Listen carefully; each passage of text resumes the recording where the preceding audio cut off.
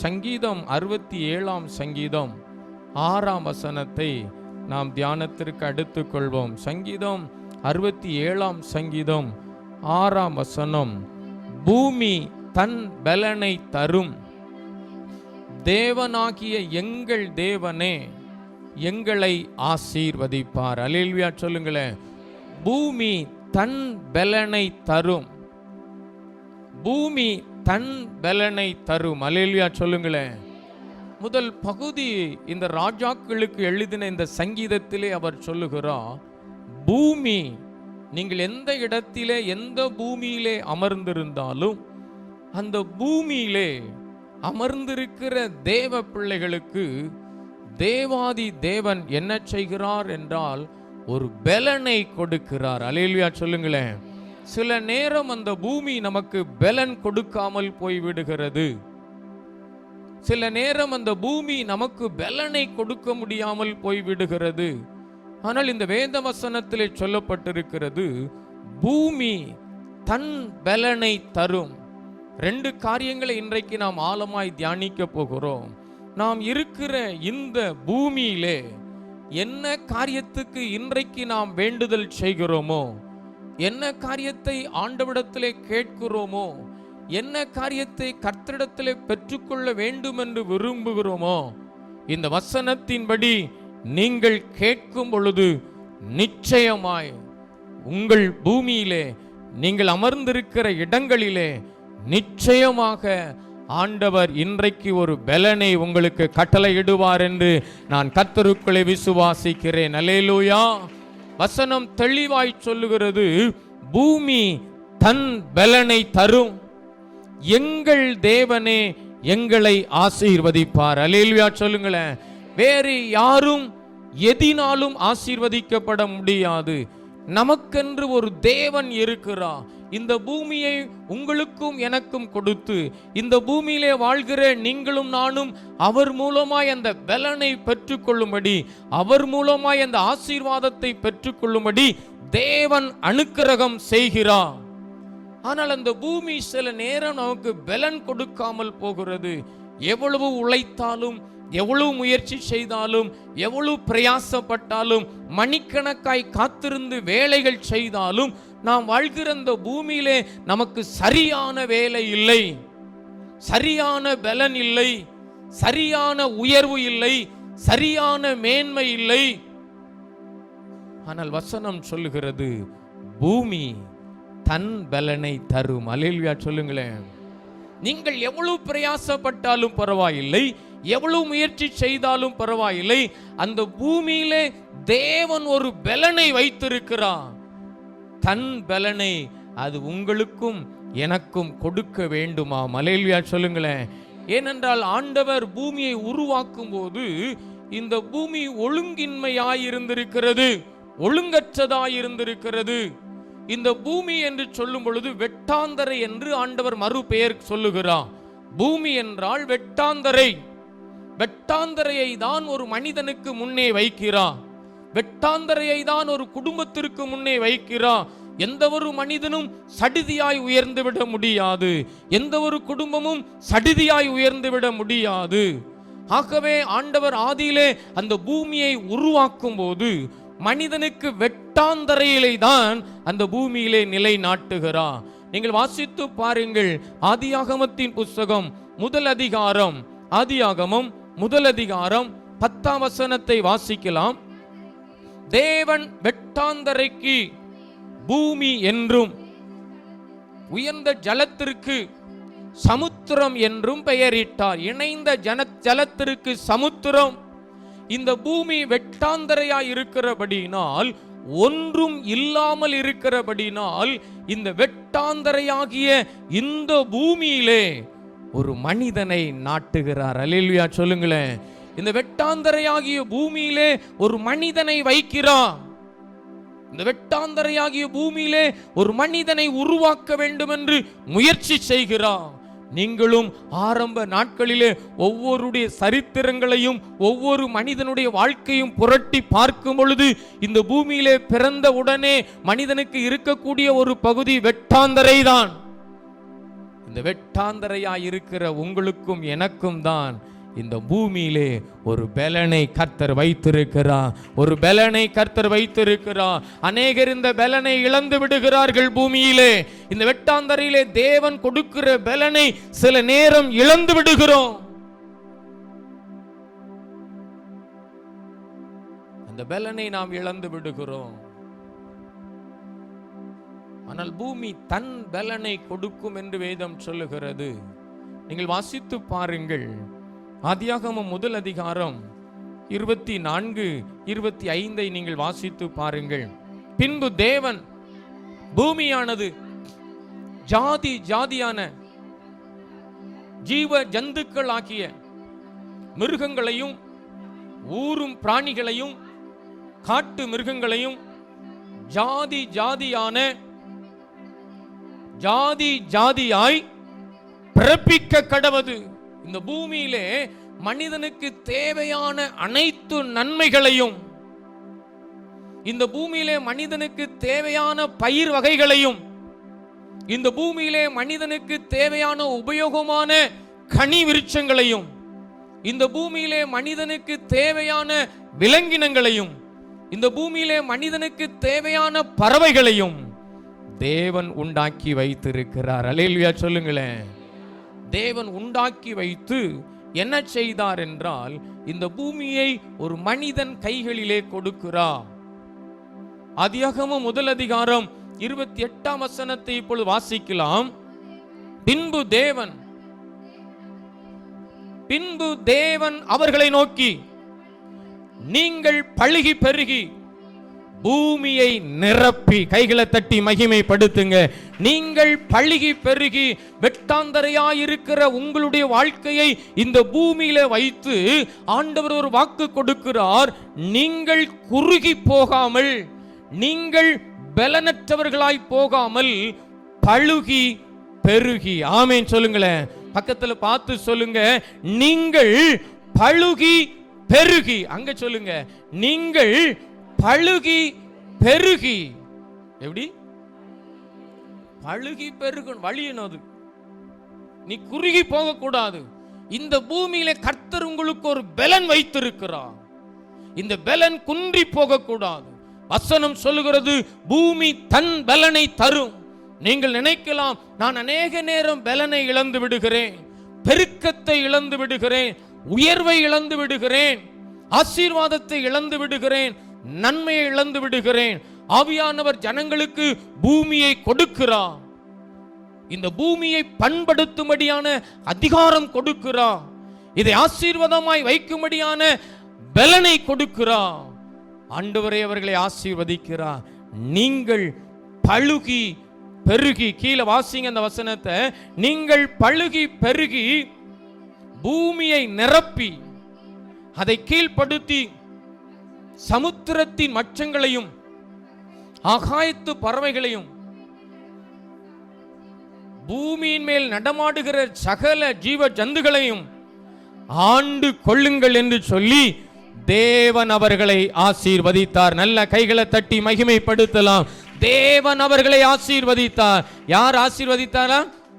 தேவன். அவரை படைத்த தேவன், அந்த மனுக்குலத்தை படைத்த தேவன், உங்களையும் என்னை படைத்த தேவன் அதை ஆசீர்வதிக்கிறார். முதலாவது பழுகி பெருகி நீங்கள் பலன் அடைய வேண்டும்.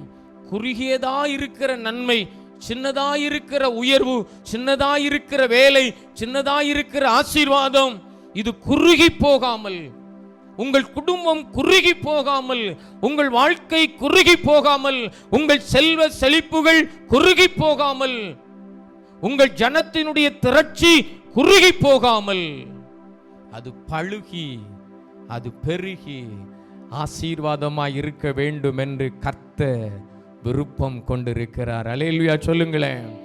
ஆனா இப்படி ஒரு ஆசீர்வாதத்தை கொடுத்த ஆண்டவர், இந்த பூமியை ஆசீர்வாதத்திற்கு மனிதனுக்கு கொடுத்த ஆண்டவர், ஆனால் அந்த ஆசீர்வாதத்தை இழந்து விடுகிறான். இதற்கு காரணம் என்ன? இந்த பலனையும் இந்த ஆசீர்வாதத்தையும் இழப்பதற்கு காரணம் என்னவென்றால், தேவனுடைய சத்தத்தை கேட்கிற மனிதர்கள் நன்றாய் கவனித்துக் கொள்ளுங்கள்.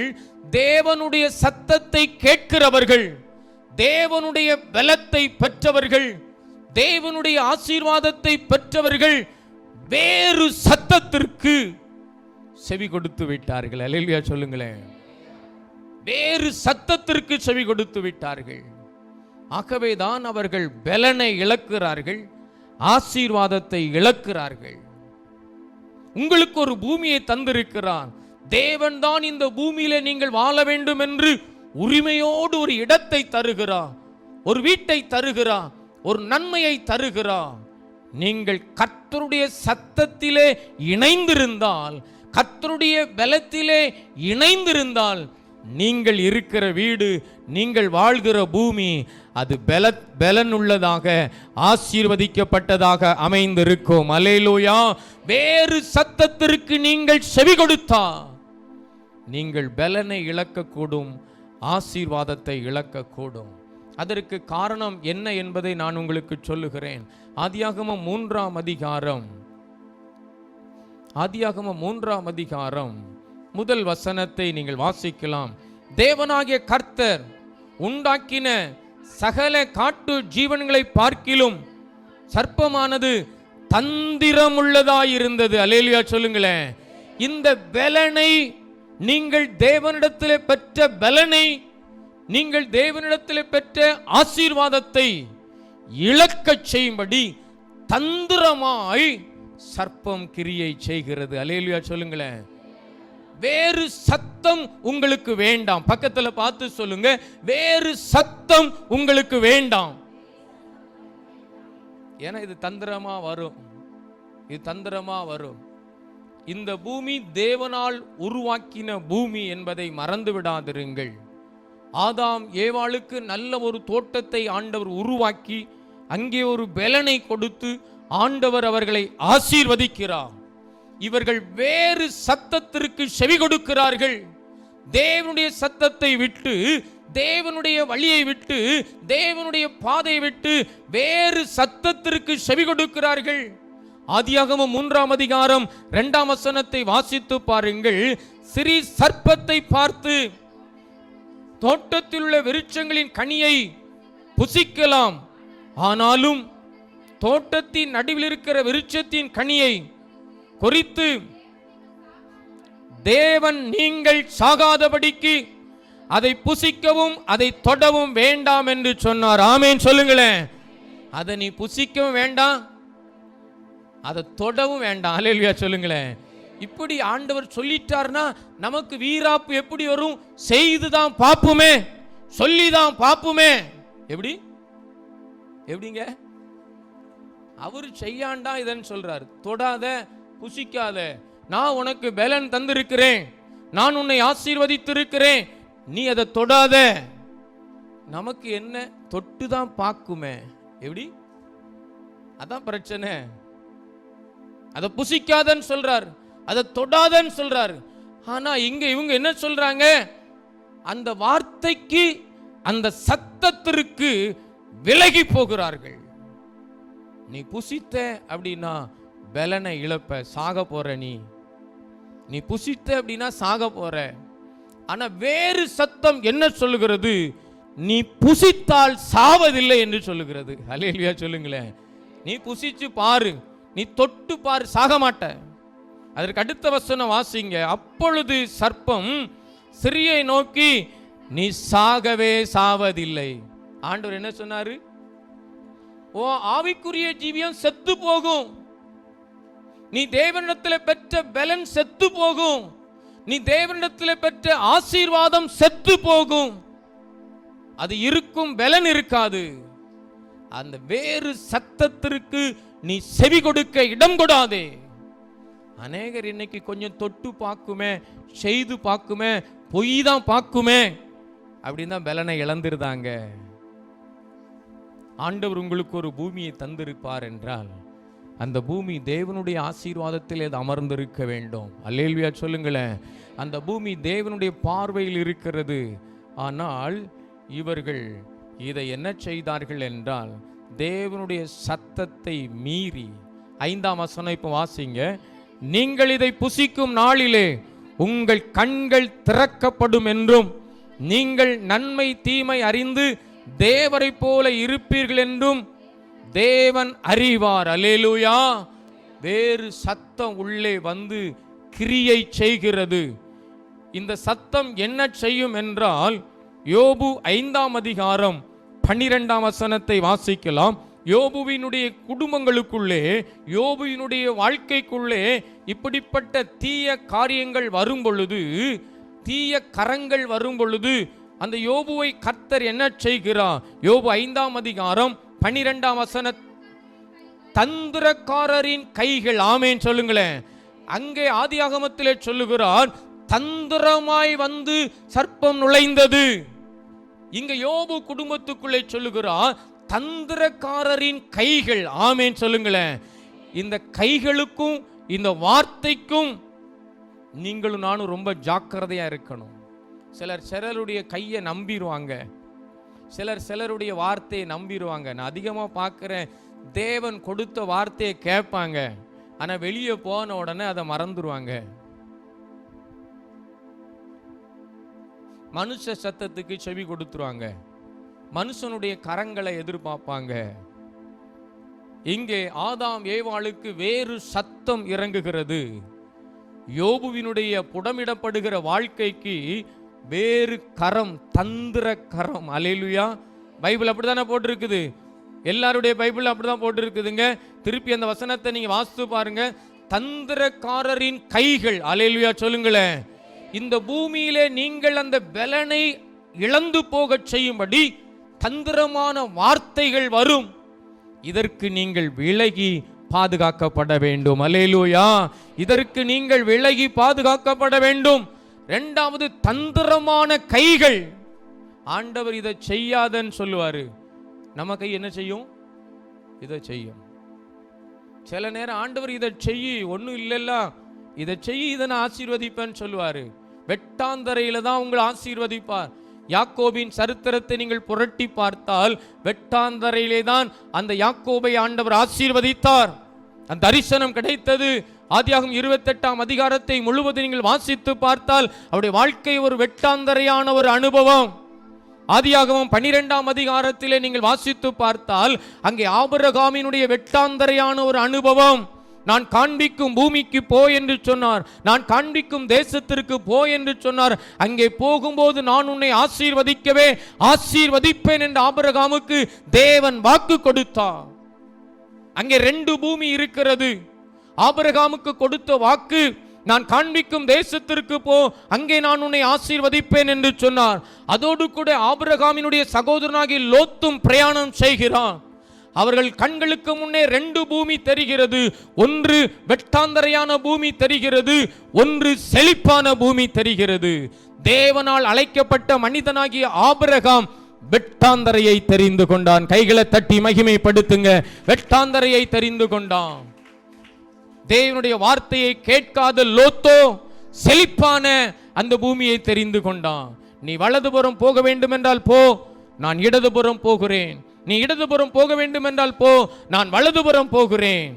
அவன் செழிப்பாய் இருக்கிற தோட்டமாகிய, அந்த பசுமையாய் செழிப்பாய் இருக்கிற அந்த தோட்டமாகிய அந்த இடத்துக்குள்ளே லோத்து கடந்து போனான்.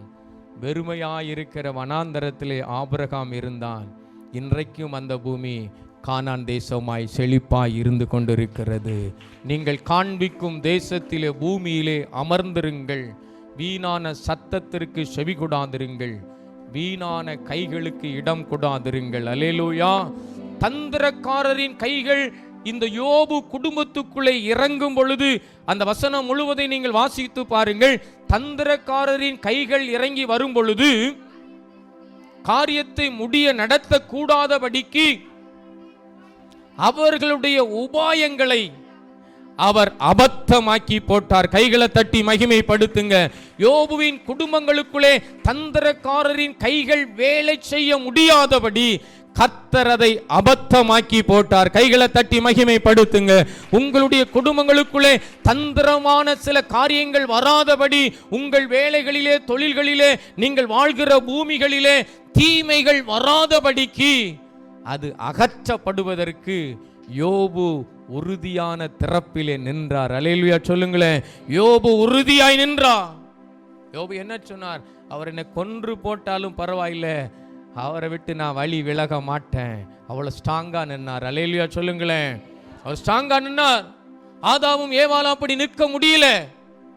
நீ புசிக்கும் நாளிலே சாகவே சாவா என்று சொன்னார். வேறு சத்தம் சொன்னது, நீ புசிக்கும் நாளிலே கண்கள் திறக்கப்படும், நீ சாவதில்லை. ஒன்றை புரிந்து கொள்ளுங்கள், அந்த ஆதாம் ஏவாளுடைய பரிசுத்தமான ஜீவியம் செத்து போனது. அந்த நாளிலிருந்து தேவன் அவளோடு முகமுகமாய் பேசுகிற சூழ்நிலை மாற்றப்பட்டது. தேவனுக்கும் அவளுக்கும் ஒரு வெறுப்பான சூழ்நிலை உருவாக்கப்பட்டது.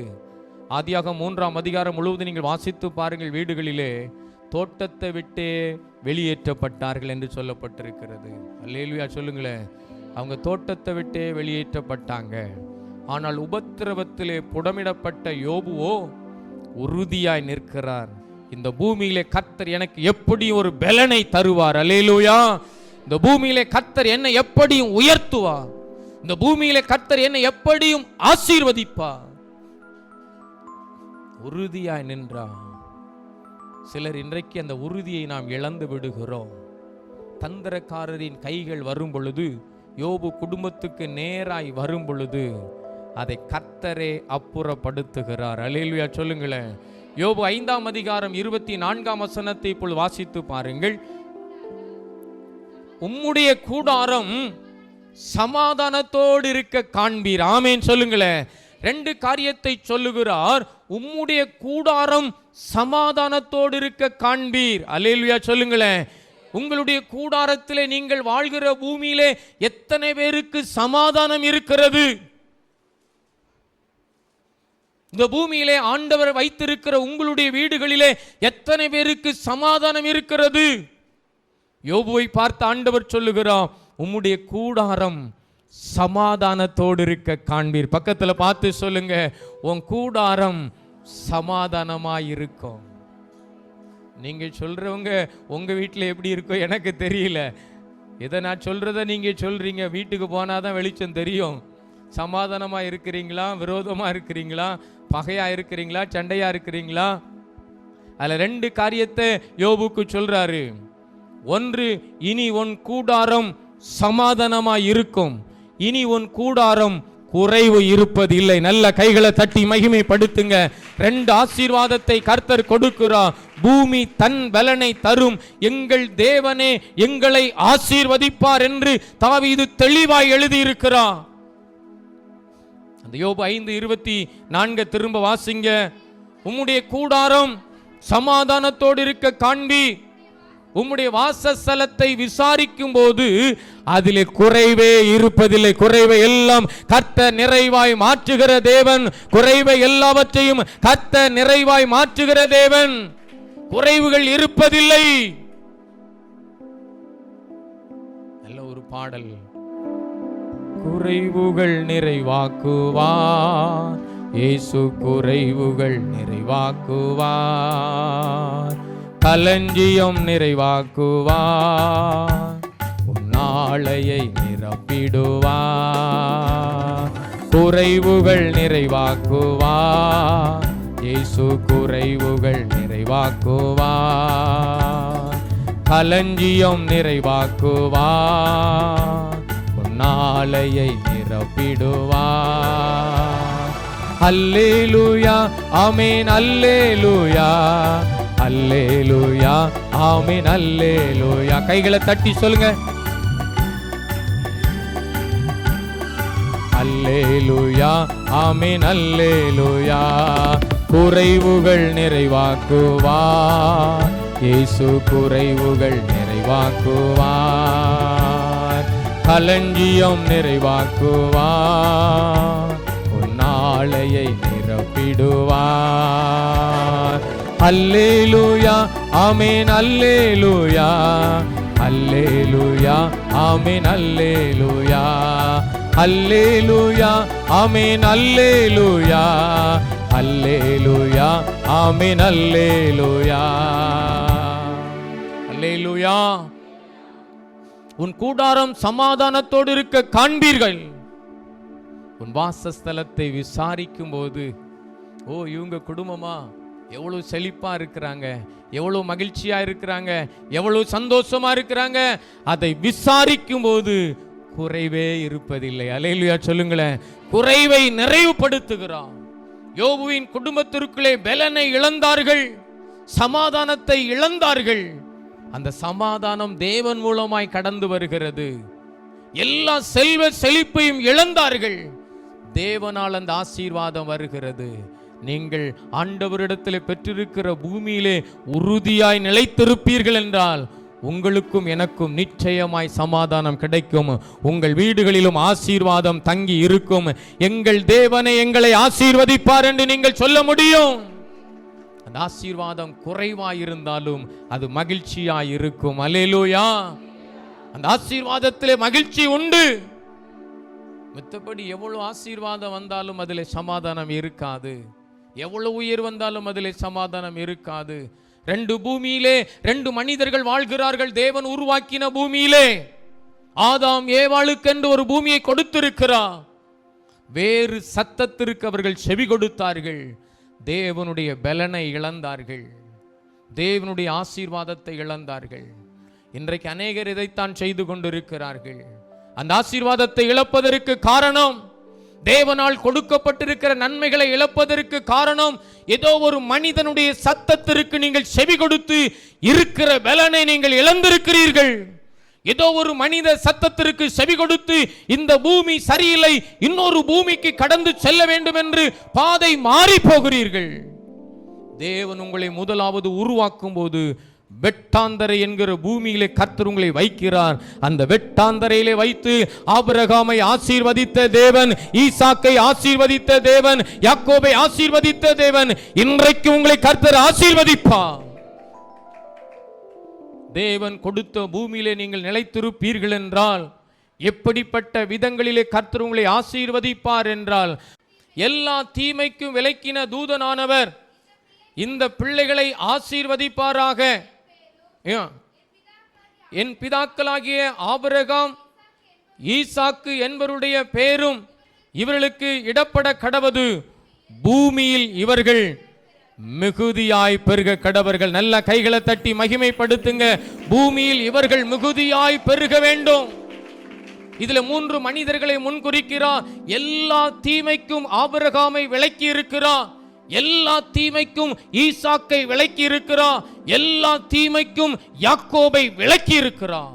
நீங்களும் நானும் எதிர்த்து வருகிற எவ்வளவு பெரிய தீமையா இருந்தாலும் விலக்கி பாதுகாக்கப்பட வேண்டும். அல்லேலூயா. அதை விலகி போவதற்கு தூதர்களை அனுப்புவாராம். ஆபிரகாமுக்கு தூதரை அனுப்புகிறார். தீமை வருகிறது என்றால் அதை விலக்குவதற்கு தூதர்கள் கடந்து போகிறார்கள். தீமை வருகிறது என்றால் அதை பாதுகாப்பதற்கு தேவ மனிதர்களை முன்குறிக்கிறார். எல்லா தீமைக்கும் விலக்கின ஆண்டவர் உங்களையும் கர்த்தர் தீமைக்கு விலக்குவார். நீங்கள் அமர்ந்திருக்கிற பூமி எந்த பூமியாய் இருந்தாலும் பரவாயில்லை, தீமைக்கு விலக்குகிற நம்முடைய ஆண்டவர் பெரியவராக இருக்கிறார். கைகளை தட்டி மகிமைப்படுத்துங்க. எல்லா தீமைக்கும் விலக்கின தூதனானவர் இந்த பிள்ளைகளை ஆசீர்வதிப்பாராக. அல்லேலூயா சொல்லுங்களேன். அந்த தீமை வந்துட்டு அப்படின்னா அந்த ஆசீர்வாதத்தை இழந்துருவோம். இந்த சந்ததிகளுக்கு அந்த தீமையை ஆண்டவர் விலக்கிட்டே இருக்கிறார் பாருங்க. அந்த தீமை விலகுது. எல்லா தீமைக்கும் விலக்கின ஆண்டவர் இந்த பிள்ளைகளை ஆசீர்வதிக்கிறார். 3 மனிதர்களை முன்குறிக்கிறார். அதிலே ஆபிரகாம், ஈசாக்கு, யாக்கோபு பெயர் அவங்களுக்கு தரிக்கப்படணும். அல்லேலூயா சொல்லுங்களேன். ஆபிரகாம், ஈசாக்கு, யாக்கோபு இந்த 3 பேருடைய பெயர் அதிலே முன்குறிக்கப்படுவதற்கு காரணம் என்ன? ஆபிரகாம் தேவனுடைய வார்த்தைக்கு, என் சத்தத்திற்கு கீழ்ப்படிந்த மனிதன் என்று தேவன் சாட்சி கொடுக்கிறார். கைகளை தட்டி மகிமைப்படுத்துங்க. ஆபிரகாம் தேவனுடைய வார்த்தைக்கு கீழ்ப்படுகிறார். இன்றைக்கு கீழ்ப்படுகிற அனுபவத்தை விட்டு விலகி போகிறோம். அந்த கீழ்ப்படுகிற அனுபவம் ஆபிரகாமுக்கு இருந்தது. இரண்டாவது, ஈசாக்கு தியானம் செய்கிற, வேதத்தோடு தொடர்புடைய ஒரு மனிதன், சத்தியத்தோடு இணைந்திருக்கிற ஒரு மனிதன் ஈசாக்கு.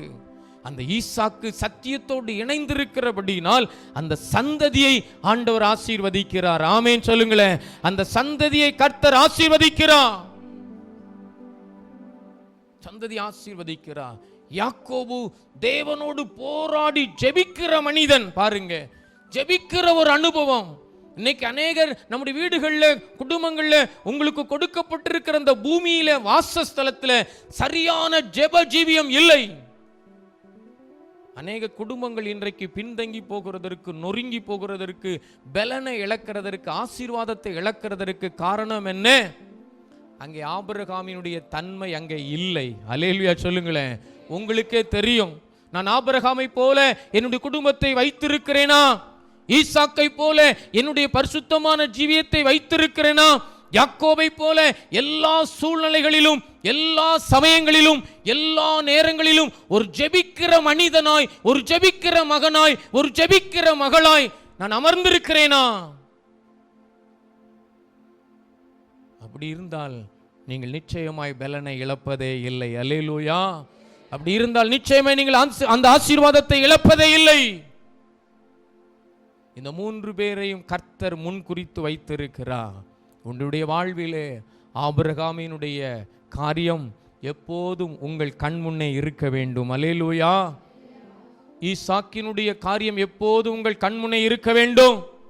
யாக்கோபினுடைய அனுபவம் எப்போதும் உங்கள் கண் முன்னே இருக்க வேண்டும். இவர்கள் முன்மாதிரியாய் வைத்திருக்கிறார். இவர்கள் தேவனுடைய வார்த்தையிலே நின்று போராடி ஜெயம் பெற்றவர்கள். அப்படி இருந்தால் நீங்கள் நிச்சயமாய் பலனை இழப்பதே இல்லை. அல்லேலூயா.